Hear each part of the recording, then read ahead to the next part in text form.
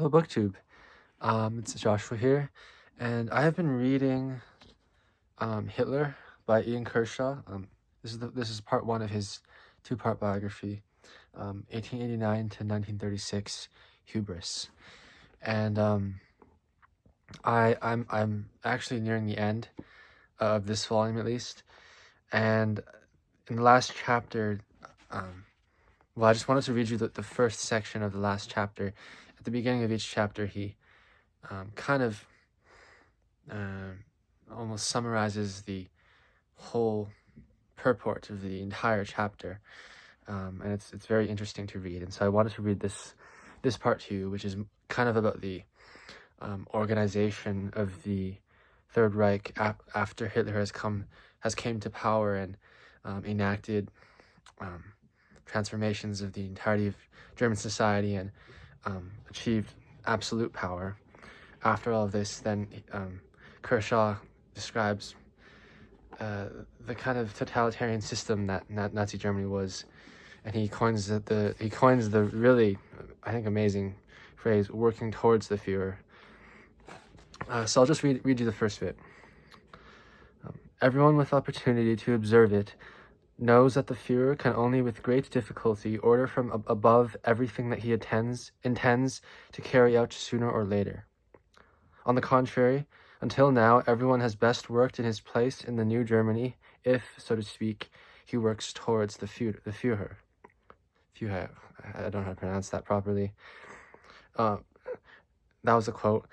This was the central idea of a speech made by Werner Willikens, State Secretary in the Prussian Agriculture Ministry, at a meeting of representatives from the Länder Agriculture Ministries held in Berlin on the 21st of February, 1934. Willikens continued.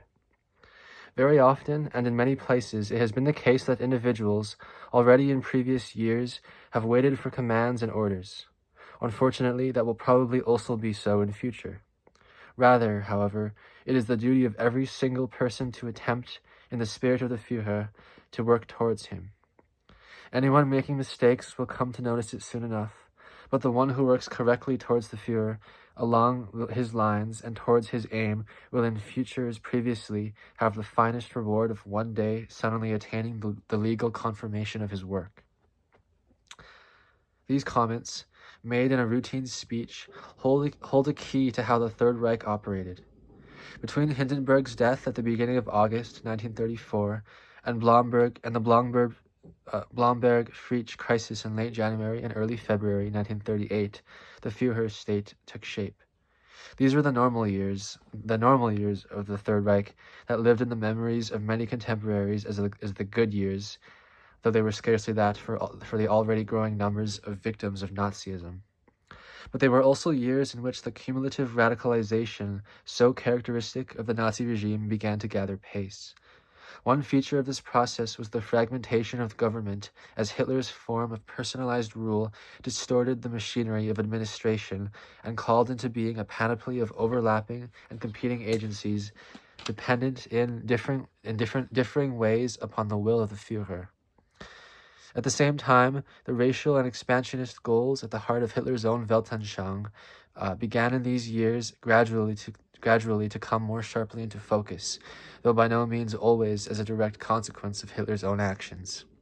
Not least, these were the years in which Hitler's prestige and power, institutionally unchallengeable after the summer of 1934, expanded to the point where it was absolute.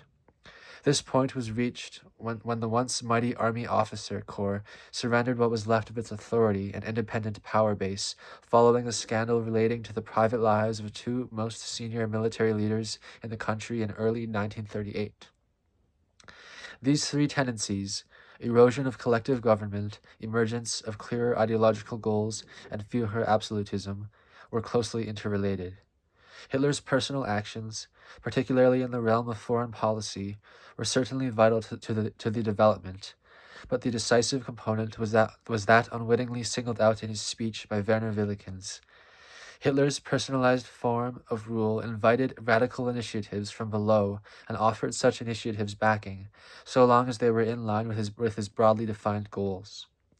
This promoted ferocious competition at all levels of the regime, among competing agencies, and among individuals within those agencies. In the Darwinist jungle of the Third Reich, the way to power and advancement was through anticipating the Führer will and, without waiting for directives, taking initiatives to promote what were presumed to be Hitler's aims and wishes. For party functionaries and ideologues and for SS technocrats of power, working towards the Führer could have a literal meaning. But, metaphorically, ordinary citizens denouncing neighbors to the Gestapo, often turning personal animosity or resentment to their advantage through political slur, businessmen happy to exploit anti-Jewish legislation to rid themselves of competitors, and the many others whose daily forms of minor cooperation with the regime took place at the cost of others, were, whatever their motives, indirectly working towards the Führer. They were, as a consequence, helping drive on an unstoppable radicalization which saw the gradual emergence in concrete shape of policy objectives embodied in the mission of the Führer.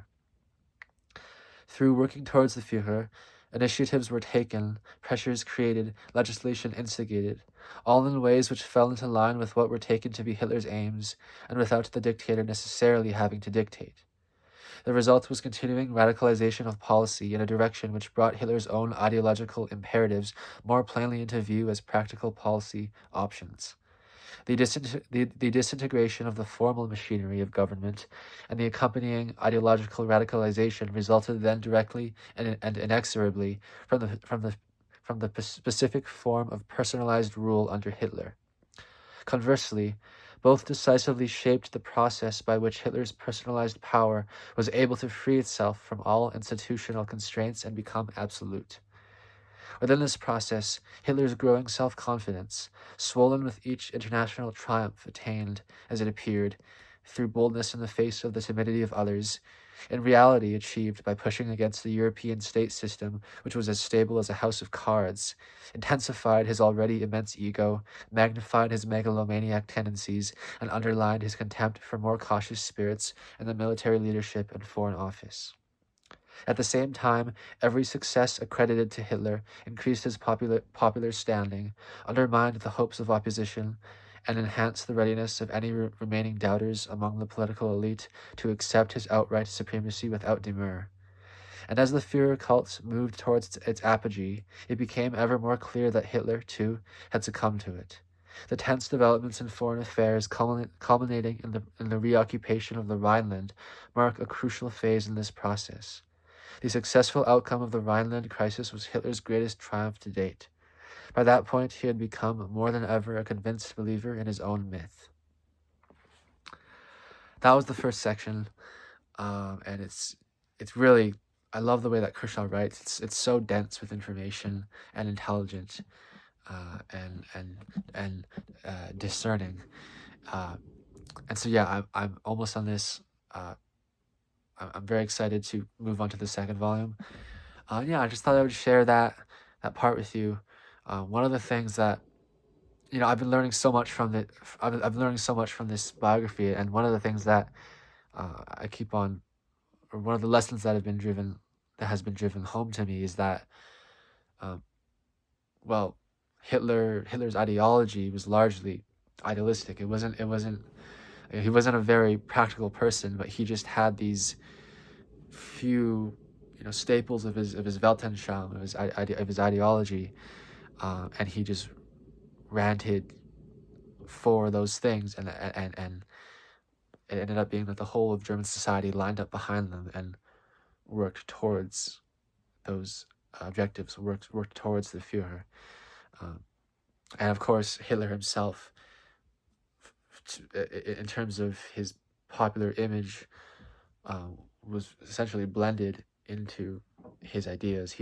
There was this merging of the figure of the Führer with his ideology, and that's how he appeared to the German people.